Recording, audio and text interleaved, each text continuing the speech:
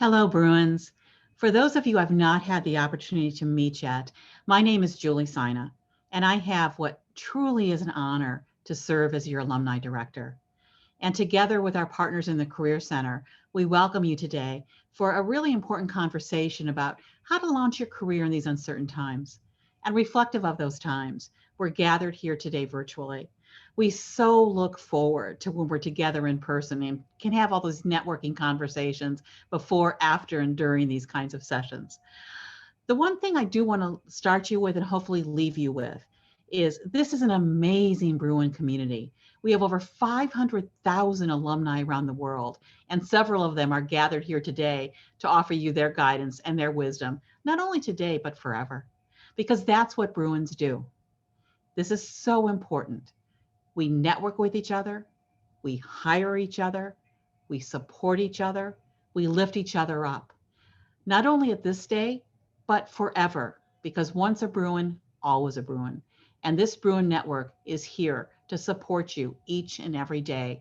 This is a small but mighty sliver of that experience. So remember that. Bruins forever, Bruins together. We're here to support you, lift each other up, because that is simply what we do. So with that, I want to turn it over to Christian to get this conversation going. Thank you so much, Christian. Thank you, Julie. Hi, everyone. My name is Christian Chavez, and I have the honor of serving as Associate Director for Alumni Career Engagement. As Julie mentioned, the Alumni Association works to bring you opportunities to connect with alumni, to receive career advice, industry insights, and practical strategies to build your Bruin network. As soon-to-be alumni, you are tapping into one of the largest communities in the world. Right now, you have access to our online professional community, UCLA One, and will continue to have access to it after you graduate. You will also have access to a variety of professional development events and resources through numerous regional and identity-based networks. Lastly, the Alumni Association produces a podcast highlighting alumni stories called Bruin Success, so you can learn from alumni at any time of the day, no matter where you are. Remember that the Bruin Network is always here to walk you through your career exploration and discovery. Thanks so much. Thank you, Stacy. And now I'd like to introduce our moderator. Araceli Almazan is a senior associate attorney at Alvarez, Glassman and Colvin. Araceli earned her Juris Doctor degree from the University of California, Davis in 2009 and holds a master's degree in public administration from Columbia University and a second master's degree in public affairs from the London School of Economics and Political Science. She is past president of the UCLA Alumni Southeast Network, active with the First Gen Alumni Network, a member of the Chancellor's Society, and currently serves as general counsel on the UCLA Alumni Association Board of Directors. Welcome, Araceli. Hi, everyone. Thank you for having me. As Christian mentioned, I am general counsel for the UCLA Alumni Association Board of Directors, and I'm very happy to be here today. As a 2009 law grad myself, I know firsthand what it is to graduate during uncertain times and the extent to which recent grads have to be resourceful and flexible when it comes to securing a job in this job market. We're very happy to have such a great turnout today for the second program of the Senior Series in collaboration with the Career Center. The purpose of this program is to feature 2009 and 2020 alums who graduated in the midst of the Great Recession and the COVID-19 pandemic in order for them to share any tips and lessons learned with the current senior class. So as Christian said, I will be the moderator today. And without further ado, I would like to introduce our panelists. First off, we have Jill Sager Flickinger. She earned a bachelor's degree in American Literature, Culture, and History in 2009, and is currently an assistant brand manager at Nissin Foods. Aditi Khurana graduated from UCLA in 2009 and earned a bachelor's degree in neuroscience. She's currently an associate director, project management at Jazz Pharmaceuticals. Sahaj Madhav is a 2009 graduate. He earned a bachelor's degree in chemical engineering and is currently a senior manager of business development at Amgen. Our last 2009 graduate is Chara-Lynn Auiar. She earned her bachelor's degree in economics and French and is currently Vice President, Corporate Strategy and Office of the Chairman at ESPN. Our 2020 graduates are Kyra and Benedictus. Kyra Baffo is a 2020 graduate. She earned a bachelor's degree in global studies and is currently a cyber threat intelligence analyst at Sony Pictures Entertainment. And last but not least, Benedictus Jovan is also joining us today. He graduated in 2020, earned a bachelor's degree in psychology, and is currently a research analyst at Michael Page, a leading professional recruitment consultancy. I would like to start off by asking everyone on our panel to answer the following question. How has the past year impacted you personally and professionally? So I'd like to start off with Jill. Hi, everyone. I'm happy to be here. The past year has been pretty rough personally, as I'm sure it has been for everyone dealing with it. I'm actually now 8 months pregnant, so a little, unexpected having to deal with that during a pandemic, but it is what it is. Professionally, I work in the food industry, so Nissin Foods makes cup noodles and top ramen. So this was actually a very secure industry to be in during the pandemic. Just with all the food shortages, we were essential workers. So unlike a lot of other industries, this was actually a crazy, crazy year. Lots to do, lots of late nights, keeping everything going, just dealing with shortages. So I think it was a bit of a unique experience because professionally, we just had so much thrown at us. No one had any plan for it, obviously. And we had to make sure that everything kept moving along since we were food. So very grateful to have been in the food industry. Fortunate, very, very fortunate to be in that industry, but it was a lot. So a lot to deal with. But yeah, like everyone else, just a lot going on this year. Thank you, Jill. Aditi, your thoughts? Sure. I mean, I think we all agree that 2020 was an interesting year for everybody. I think personally, it was difficult because I was just concerned about the health and safety of my parents and my sister, all of whom happened to be essential workers. My dad basically looking at the pandemic right at the LSE USC hospital as one of the staff that was testing COVID positive samples. So until we actually had news of the vaccine and proper treatments being available, I think that was a concern that laid heavy on me. While I was able to work from home, a lot of friends and family didn't have the same privilege. And I do have a lot of friends and family in the medical industry right on the front lines with their own families to take care of, managing daycare, managing childcare, while you're currently out front and often days cannot even return home because you think you might have been exposed and have to stay in the hotel overnight. There was just a lot of concern around that in friends and family. Professionally, I just am completely on the same page with Joe. This was not anything anyone had planned for. So we were literally sent back home. I'm here in the Bay Area. So about 11th of March is when the company said, everyone needs to move back home and we'll see you in 2 weeks. And that's how quickly everyone thought we were going to come back into the office. But we just had to adjust to working from home, getting the right equipment, getting everything set up in a way that you feel just as comfortable as home. But there were a couple of upsides. There was no commute. For the first time, I actually had time to reflect on my career trajectory and be a bit more mindful about how my day was playing out. And also in terms of productivity, I mean, there's a lot of activities that happen in the office that are not directly related to work and our people interactions. Some of them really good, some of them can cause disruption. So it was just a very different perspective professionally. And I think what I'm going to be taking away is just being a bit more mindful about my work interactions, career trajectories, and understanding what I'm really accomplishing every single day. Thank you, Aditi. Sahaj?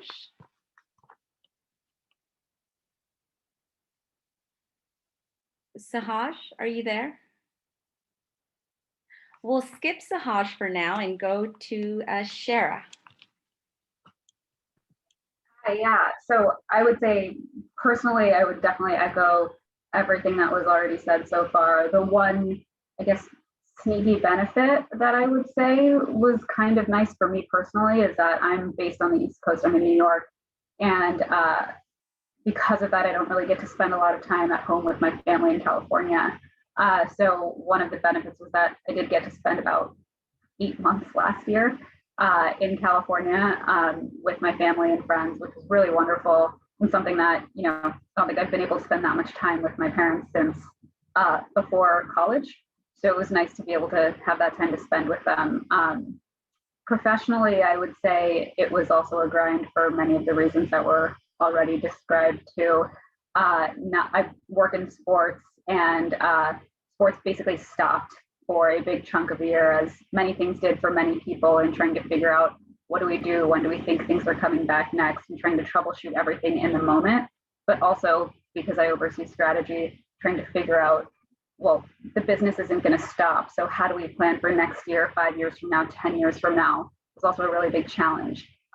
It just felt like we were constantly working multiple jobs at the same time, and the hours and the separation of work life and home life was obviously impossible. And so while I definitely loved the idea of not having a commute, I found out very quickly that it was really easy to fill all of those minutes with extra activities, work, or anything like that, mostly work.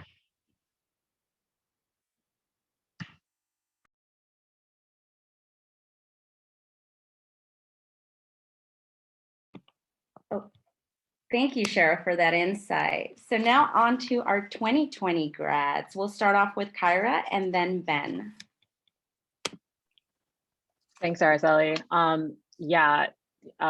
Just thinking back to a year ago on this very day, like we were in start of spring quarter, everything had really just shut down, and it was still very surreal. No one really knew what COVID was or what was going on. So it was a really scary time. And I actually, just a few weeks into March, I was entering the final stages of a job interview. And I flew out to Texas for it. And we were like talking about COVID. We were like, oh, like the COVID, like, isn't that crazy? And like kind of making jokes about washing our hands and like still kind of very lighthearted about it and not really taking it seriously. And it was a mixer, everyone was talking, and it was a very crowded area. And then literally like a week or two later, everything was shut down, and that they basically put all of the positions that they were recruiting for on hold indefinitely. I had an internship at the time that was canceled. Canceled due to COVID. And so I was, at the end of my senior year, and honestly really unsure about what my job prospects were going to look like upon graduation, because of the sudden change in environment and with all the safety concerns of COVID. So this past year has been super crazy. And so I think the one benefit that really came from the sudden change and really the uncertainty around the virus was how I approached the job search after that. Because everything was offline, because online, and everything, all in-person events were canceled. I really had to take advantage of online networking resources and really all of the resources that we as students have right now to access opportunities and learn more about internships and job postings. So I spent a lot of time networking, like an insane amount of time networking, and it really paid off in the end. So that was probably the one benefit, was just like my own professional development and my determination to find a job because of all of the external circumstances. So it really pushed me to reach out to people and expand my network. Yeah, wow. How do you follow up on that? Or like, how do you follow that? Well, hello, everyone. My name is Ben, as mentioned. And thinking about the past year, just like what everybody just already said, like it was a lot. But I guess like when it comes to like professionally, I think, and definitely saying this, being mindful, I didn't mean to sound like I'm feeling entitled, but I think a lot of us thinking that or like wishing that we all have this like career trajectory that we all imagined, like, oh yeah, probably I'm gonna graduate and then probably I'm gonna get a job in like a few months or so. For me, it didn't happen quite that way. I didn't have what some people might say like a success story in a sense. I was unemployed for like 9 months until after I graduated. Like I was an international. I was a transfer. By the way, when I was at UCLA, so as international, I have about like 3 or 4 months or so looking for jobs in the US, and I did that. Unfortunately, things didn't pan out, and I have to go back home. And then thinking like probably I have a bigger chance now. Nope, still spending another 5 months or so looking for jobs. So it was definitely hard. It was not what I imagined at the start of my professional career would be. But looking back, definitely, I think it's just the school of life. You know, it's just like character building, and I think it really taught me to really go deep and dig deep into myself and really think about how to be a resilient human being and a resilient person.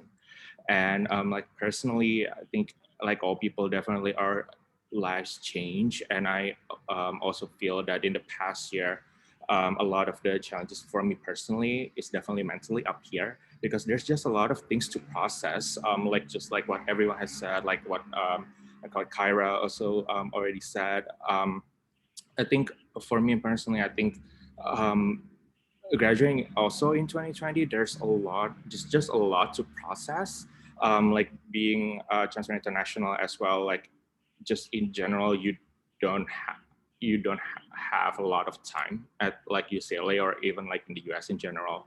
And then like suddenly this thing came up, the pandemic, and then suddenly you have to process like, oh yeah, I'm probably not gonna have the senior year that I imagined. I'm probably not gonna have the graduation that I imagined and the start of my career that I imagined. And then for me, moving back home, having to move back home, there was also an adjustment in itself. It's a lot of process, and I just hope staying true to my psych roots. I just really hope by sharing this story and all of our stories that we can help validate all the feelings, anxieties that you have, and to tell you you're not crazy and there's people out there who can relate and can help you out.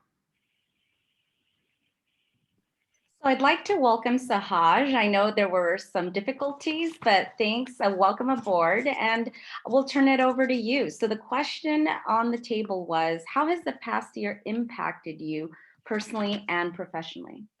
Can you hear me now? Yes, yes, we can. Awesome. All right. So first off, thank you for having me. I apologize for the technical issues. I think we've met the quota for every meeting, at least at work, of someone having a technical issue. So hopefully we've got that done. But speaking of on that front, you know, I think if I start from a professional standpoint, significant changes, just like all of my colleagues have mentioned. And it was really an adjustment on how do you work efficiently. But I'll take a different angle. You know, I was lucky enough to work in an environment where we're able to work from home. We certainly have essential workers at Amgen, and we've been part of the fight against the COVID situation at hand. So proud of that. But I think one thing I had to learn through in business development as a director is how do we find time to turn off and sort of turn away from work. It very quickly became, and amongst colleagues through other companies and other areas, that we were all working considerable number of hours. Basically, you've opened up the workday. So while we removed the commute time to and from work and through the LA traffic, it seemed as if work was sort of open and on for 24 hours a day. And so I think managing through that professionally has been quite interesting. And then on the personal front, I would say I went through the COVID wedding saga. So I was originally scheduled to get married in March of last year. And as you all know, pretty much 2 weeks beforehand, made the decision to postpone with no real understanding on how this is going to last or what's going to happen.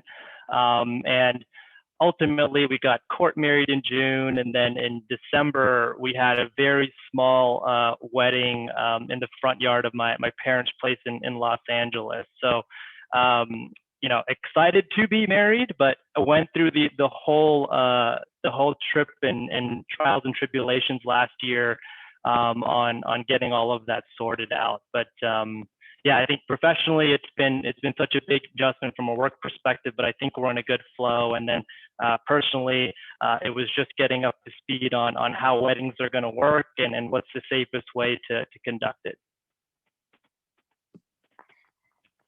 Thank you, Sahaj. So our next question is, how has your current employer handled vacant roles and is your company currently hiring? We'll start off once again with Jill, the 2009 grads. So my current company, as I said, we're in the food industry. So everything moved along with hiring kind of as usual, except that obviously it was totally remote. We've had people join the team that we've never met. My husband actually got a new job during the pandemic and he's never been into the office, never met anyone. We've been out for about a year at my company. So we continued hiring just with everything going through. We use Teams, so Microsoft Teams, which I think is more difficult. I think it's more difficult on the side of the applicants and the interviewees. It's always good to kind of get the vibe of the place, if that makes sense. You know, get into the office, kind of see what it's like. How does it feel? Is this someplace you want to be every single day for the majority of your day? So I think it's unfortunate that people aren't able to do that, but obviously still with interviews moving forward, at least in some companies in mind, I think it still provides the opportunity. We're kind of always on a rolling hiring basis just because nothing's changed. We just filled a couple of positions right now, but I think that the food industry is a great place to look to all the people who are graduating. Keep that in mind because things were really growing last year, and right now the market trends are saying that it's going to continue. So even as COVID starts to hopefully kind of end and wrap up, we're still seeing really, really positive trends. So I think the hiring is difficult and it will be hard for you guys to get a sense, but I think that it makes the questions you're going to ask in an interview even more important. So make sure that you don't use those as like a throwaway, but really try to get a sense of what the place is like, what the environment's like, because you're not going to be able to get that sense of being there in person. Aditi, Chara, and Sahaj in that order.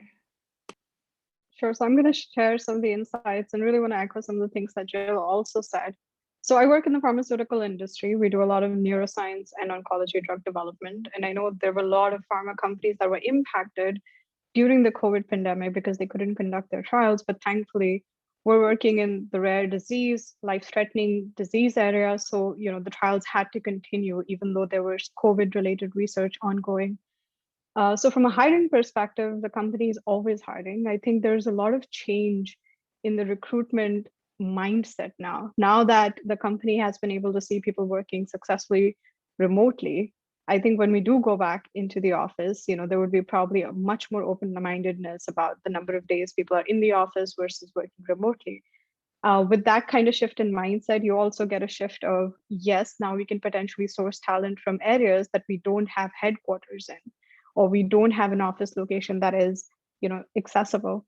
So that really opens up avenues. And I think also in, the entire 2020 environment where we had conversations around Black Lives Matter and, stopping Asian hate, which is more recent now, I think everyone's coming together, making sure that we're putting together processes and procedures that help us source really, really diverse talent. And it's not a matter of chance, rather it being very, very intentional.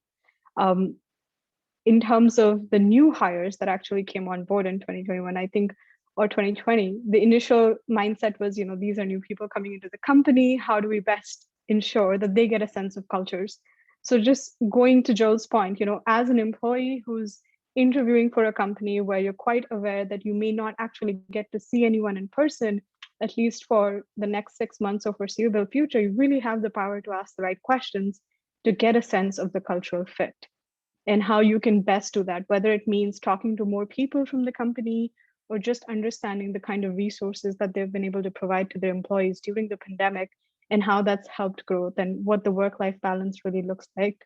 I know at our company, we kind of instituted a buddy program. So for people who onboarded in 2020, who didn't quite have the same interaction with teams in person as we did, prior to the pandemic, we actually had someone who could have been a buddy and that they can have honest and open conversations with and talk about where they could get help, whether it was for personal growth or professional growth.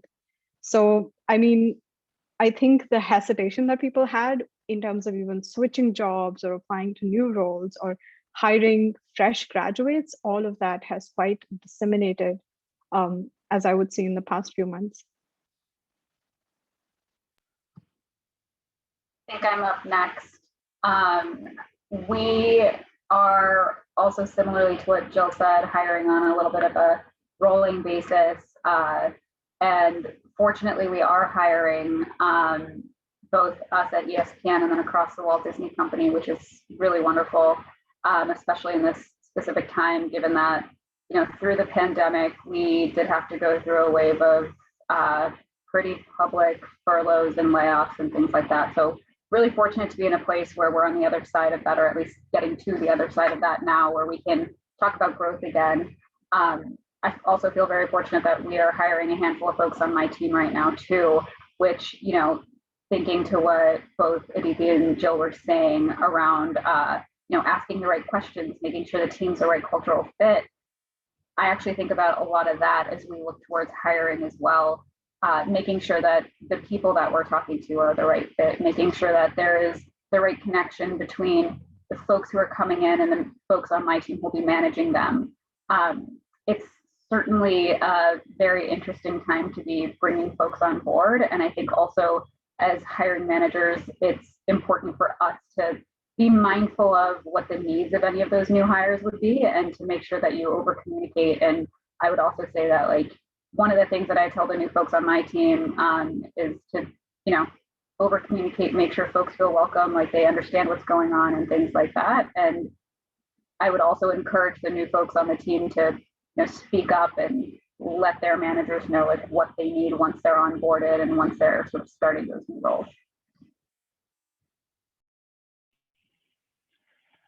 Yeah, I couldn't agree more in terms of the over communication aspect, particularly given that you could quickly be out of sight, out of mind. And part of the recruiting efforts that I lead on the business development front, we, like many others, went through internship recruiting and virtually bringing folks on board, either as an intern or fully on board.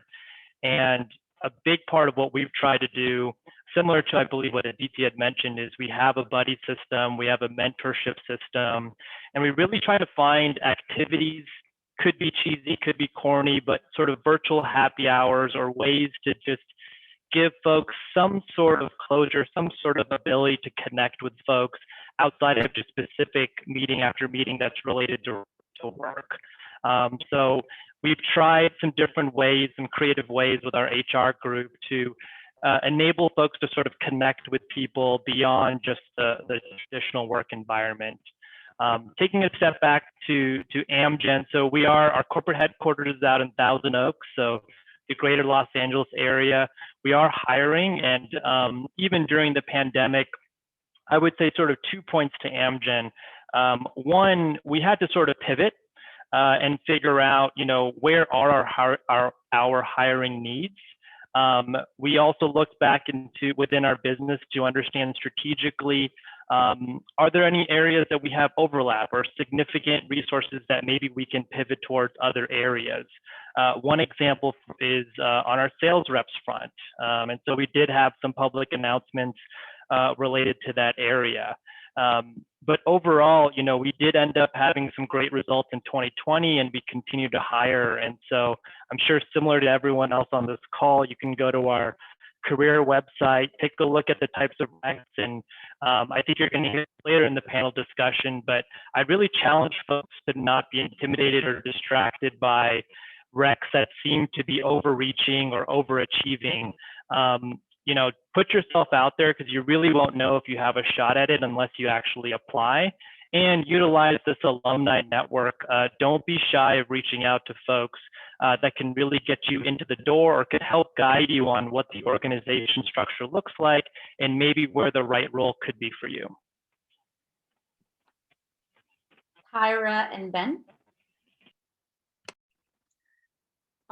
So my perspective will be a little different because I joined my company during COVID. So I wasn't kind of in the thick of all the changes when they decided to freeze hiring and the sort of the strategic level decisions they made in terms of when they'd start recruiting again, how they were going to start opening up positions. My understanding is that they froze positions initially, froze hiring. I was hired, thankfully, because I work in information security, and that was considered a critical job role to fill. So I was able to start. I was able to start in August, and now that things are starting to turn around. I work at Sony Pictures. We're very focused on theatrical releases, and so as soon as the theaters started to open up, it was like a huge deal for the company, and things are really starting to look up. So hiring is definitely going on at Sony. If you're interested in the entertainment industry at all, it's a great company.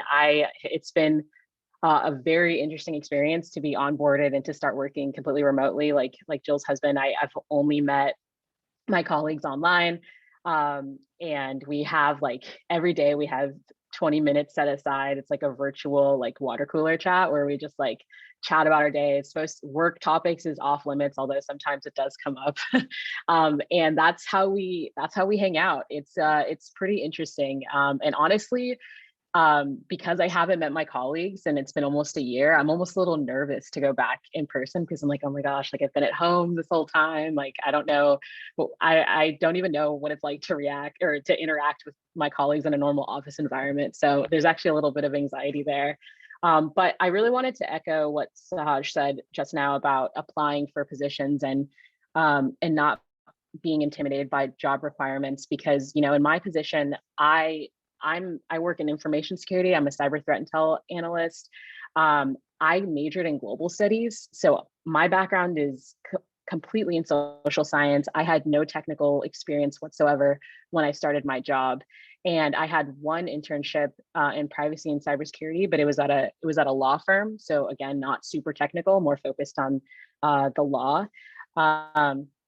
And regulations. And I got this position because I had a few of the asks on the job posting itself, and really just the desire to learn.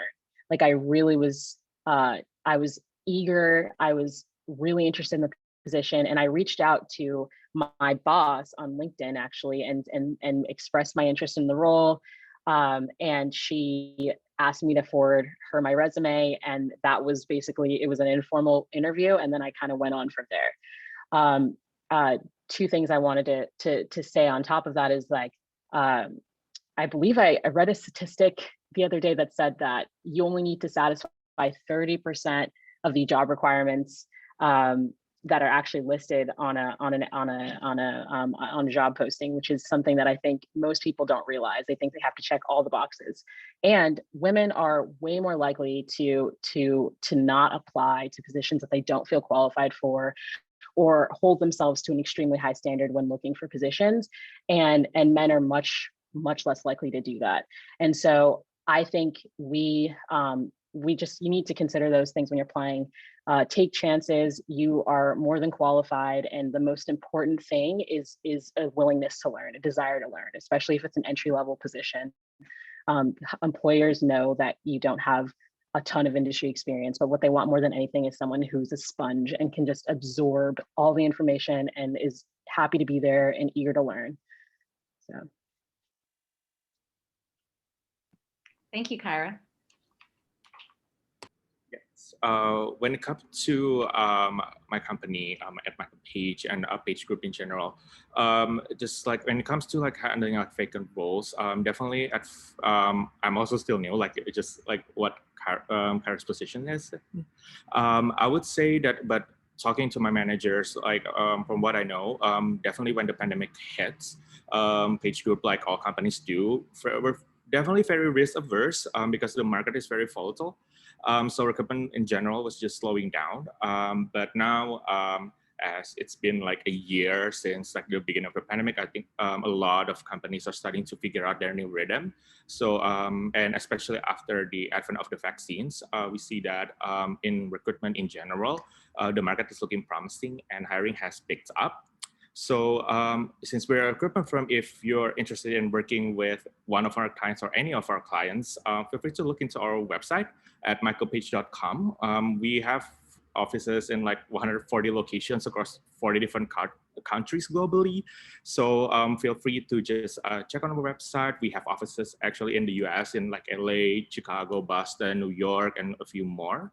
And then when it comes to if you're interested in joining Michael Page, I definitely cannot speak for the whole Page Group. I can only speak for Michael Page in Indonesia.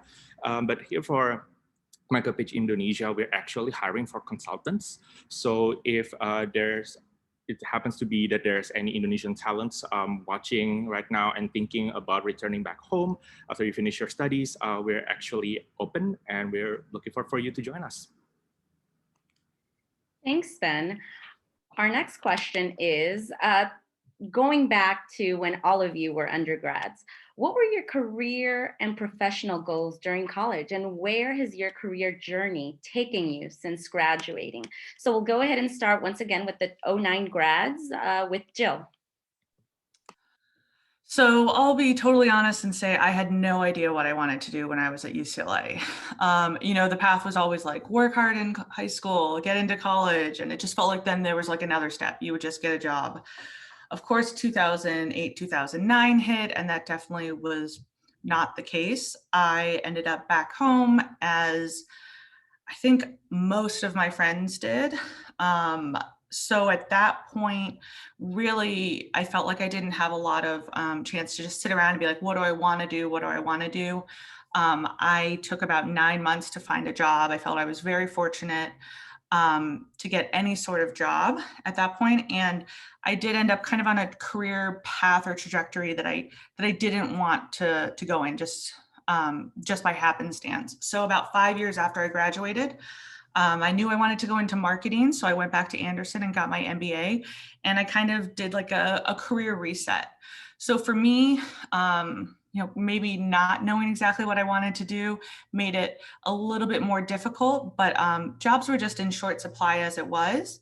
And like I said, I was very fortunate to find a job when I did. So I think the recession, while it did kind of set us back, obviously, and was difficult,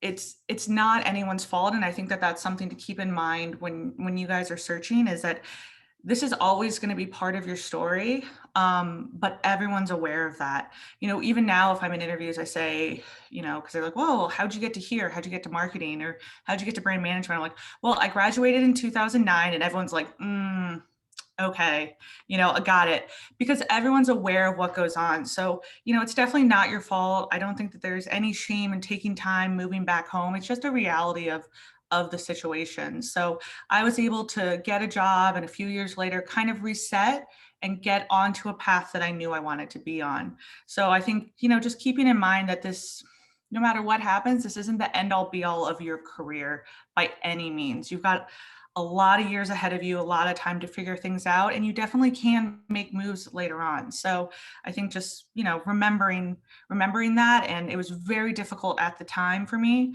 but looking back, it kind of just is what it is. It took me a few years to figure out what I wanted to do and how to get there, and to get into marketing and consumer product goods, but, you know, was able to do that eventually. So I think just, you know, keeping all of that in mind is important.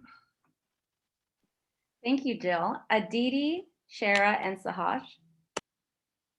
Sure. Some of the thoughts that I would share is, you know, when you get out of college, or even when you're in college, you expect your career trajectory to look like a straight line.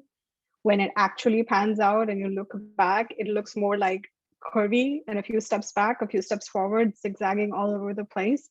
And quite honestly, I think a career trajectory like that is the most rewarding, and also the most giving, because it gives you perspective. it gives you several opportunities to learn. Because if everything works out perfectly all through the line, you're really not learning anything. I think most of the leadership gurus will tell you they're learning the most in times of failure. So just to give you some perspective on, when I was at UCLA, first off, I picked neuroscience as my major because I was fascinated by the brain, not with an intentional thought process of, I will do neuroscience and it will get me X job. That was never the thought process. It was just love the brain, going to go do neuroscience because it sounded like the most challenging, major on campus. And then I was pre-med bound with like a lot of friends of mine. And as I kind of, went through my degree, I realized that I probably had a different kind of personality where I liked information to unravel itself so I could do organic learning versus consume huge amounts of information at any given time right away. And just knowing that, I realized maybe pre-med was not, going to medical school wasn't quite the right option for me. Also graduating at the time of pandemic, being with a single parent at the time who had lost their job, I found myself in a very challenging financial situation. So prior to graduation, I'd already started looking at ways of, working, even if it was going to be a gap year, in the sciences somehow, in a capacity where I would be learning and it would be leading to some next stage. And I was very lucky at that time to find a clinical lab scientist training program at Cedars-Sinai Medical Center. Unfortunately, the program doesn't exist anymore, but they had this program where they only select one student every single year to train as a cytogenetic scientist. It was in an area of interest. You would be an employee with them and get trained throughout, and all of the aspects of it seemed quite appealing to me. And from there, I trained as a clinical lab scientist and a specialist in cytogenetics, then in molecular biology, and then went to work on industry. After working in industry for about 3 or 4 years, I realized this can't be it. I would love to have more growth. And I'd love to, you basically look at people who've probably been in that industry for 10 or 12 years. And you're like, is that what I would like in 10 or 12 years? And if the answer is yes, you continue to craft your art and become better and better at what you're doing. And if the answer is no, then you consciously try to pivot. And when you're pivoting, the most challenging thing to identify is, what do you pivot to? There are just so many more questions than answers. And I think that's where a network really helps you. That's where having alumni relations really help you. Just look at what's available out there, what's appealing to you, who is where you'd like to be in life, and have conversations with them. And I think, one of the things I didn't realize when I was going through this process was all of that hesitancy we have about reaching out to somebody is really in our mind for the most part. Every time I have now in my current career reached out to an executive, I cannot tell you how happy and excited they are to hear from someone who is an up and coming person who can potentially add value to their perspective and is willing to learn from their experience. People are really eager to share their experiences, but those connections and making those connections has to be a very intentional thing to do. So since then, I've successfully been able to pivot into pharma. I wanted to get out of the lab and actually see the bigger picture of drug development. And with every single job, I've learned a little bit more of what I enjoy versus what I don't enjoy. And what my next role could potentially be like, and what my strengths are, what my weaknesses are. And I think the goal of this entire career trajectory is at some point being able to craft a role that is so you and not anybody else.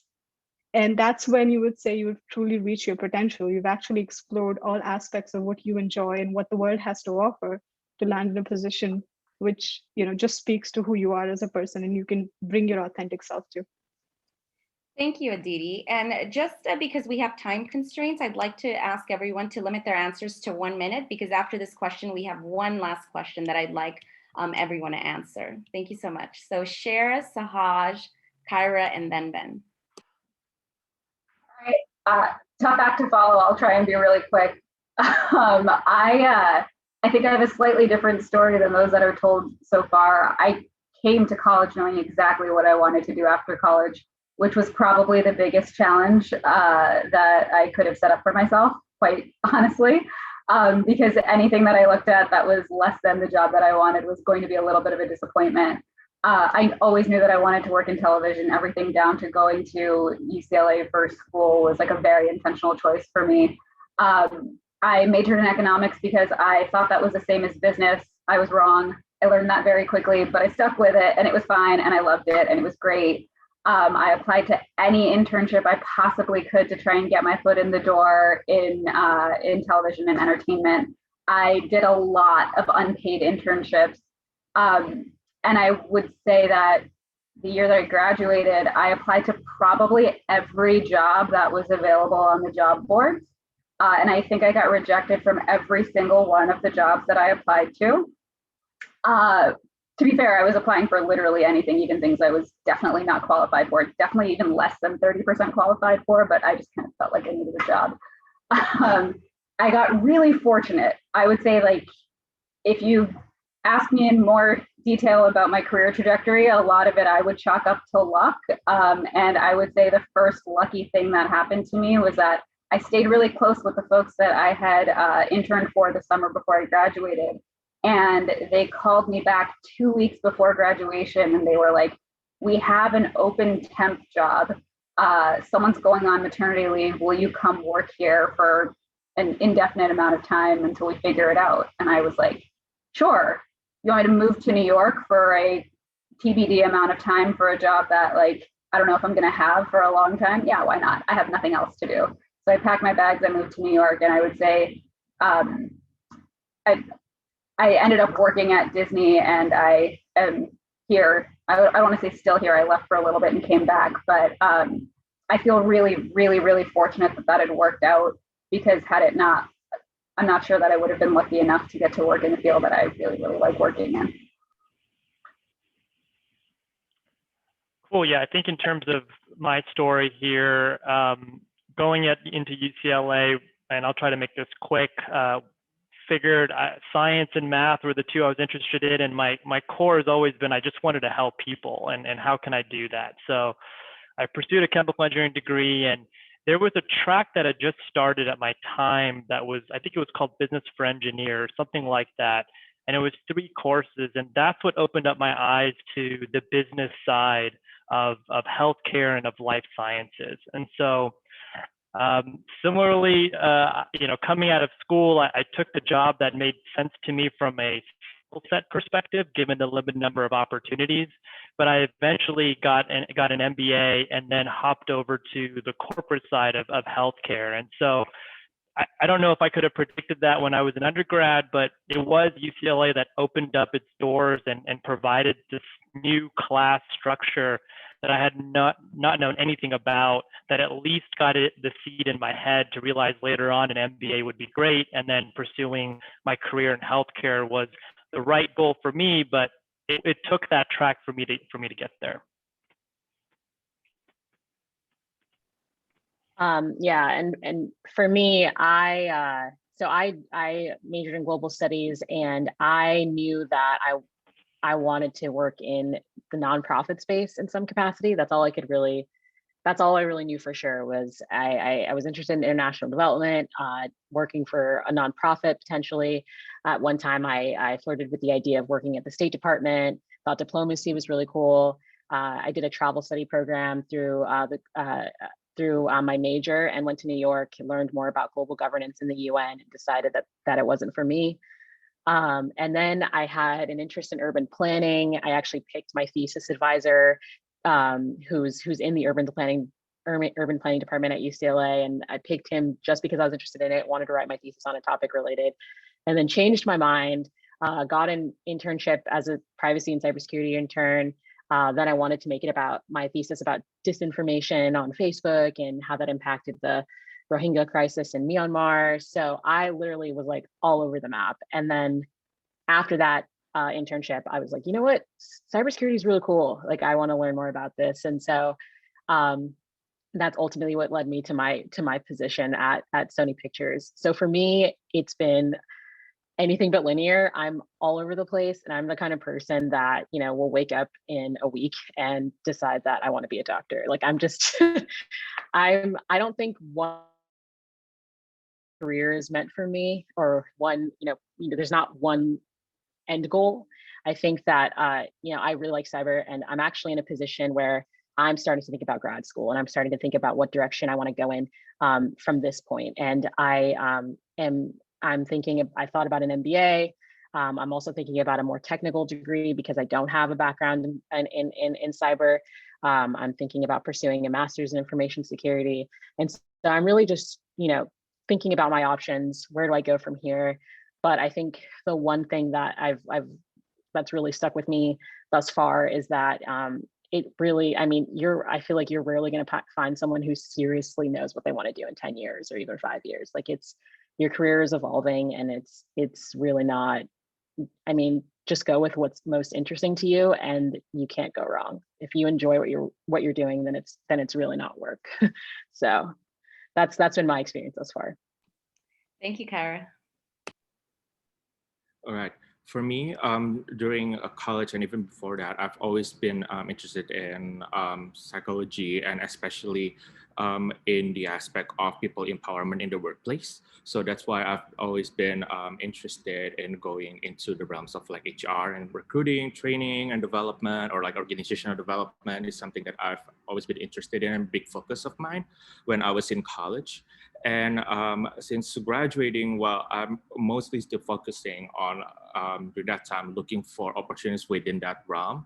But definitely, since I spent a lot of time looking for opportunities, looking for jobs, I also did a little bit of exploring a little bit during that time. Like I tried everything that I think I can do basically, and try to just apply. I remember like trying to get into like management consulting and then like partnership management, but I ended up thankfully in one of the areas that I intend to explore, which is recruiting. So I'm very, very lucky on that.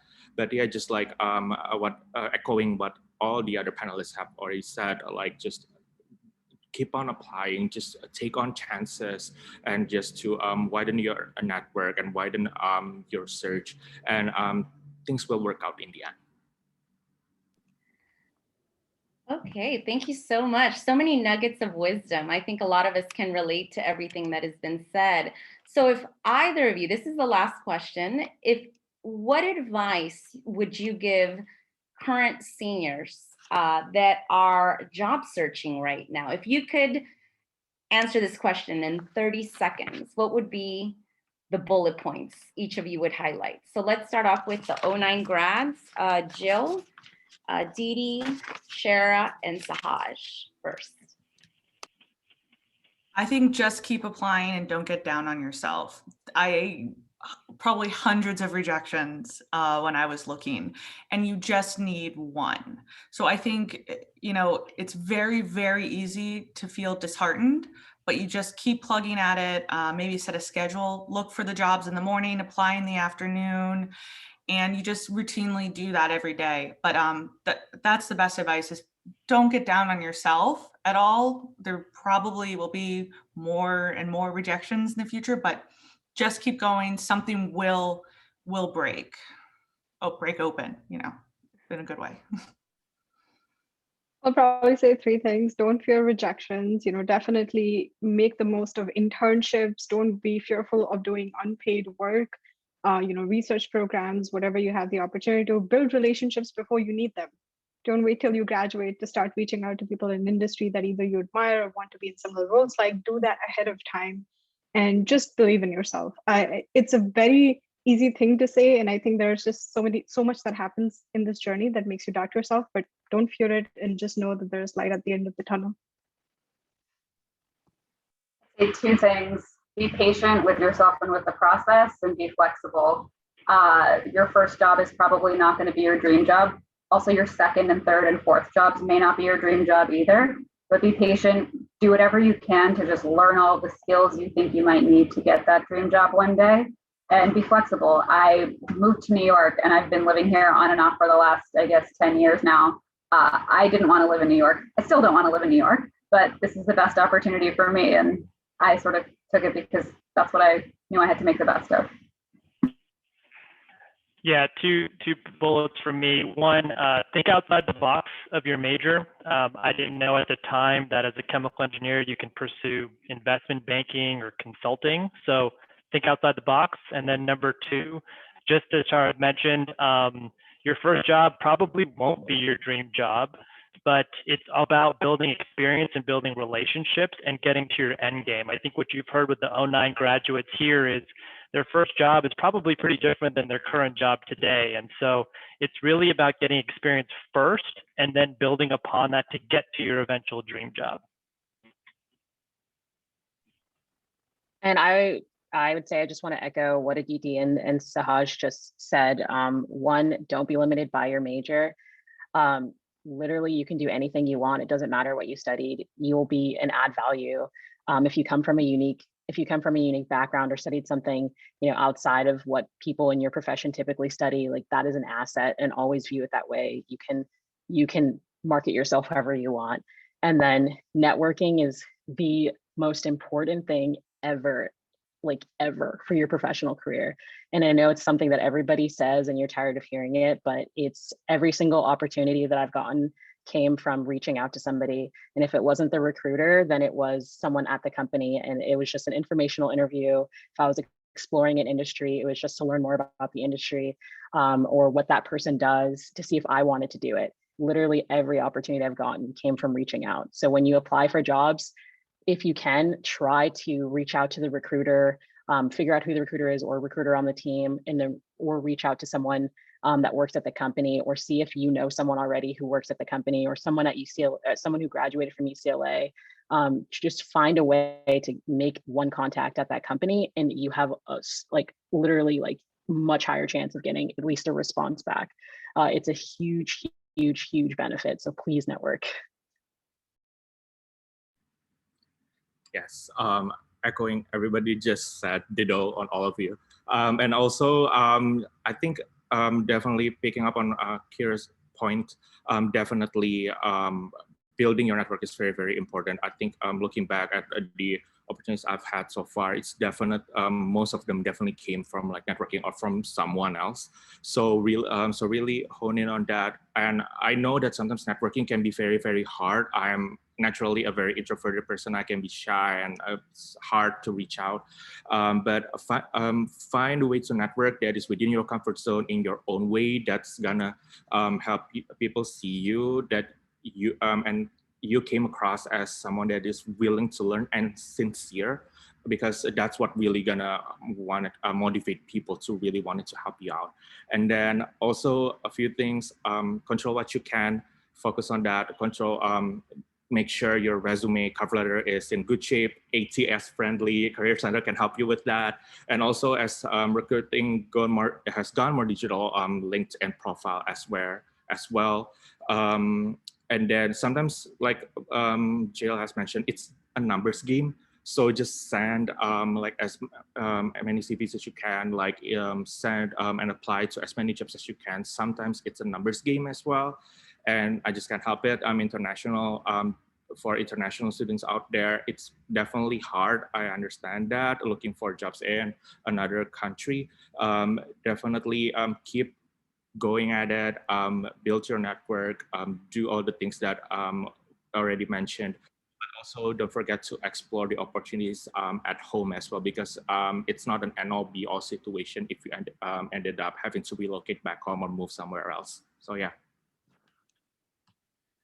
Well, thank you so much. I want to thank all our panelists, the Alumni Career Engagement Office, and everyone who made this event possible today. So as everyone here mentioned, be flexible, be persistent, and more importantly, be patient, because it's never, a professional and a career trajectory is never linear. So once again, thanks for joining us and best of luck in your professional endeavors.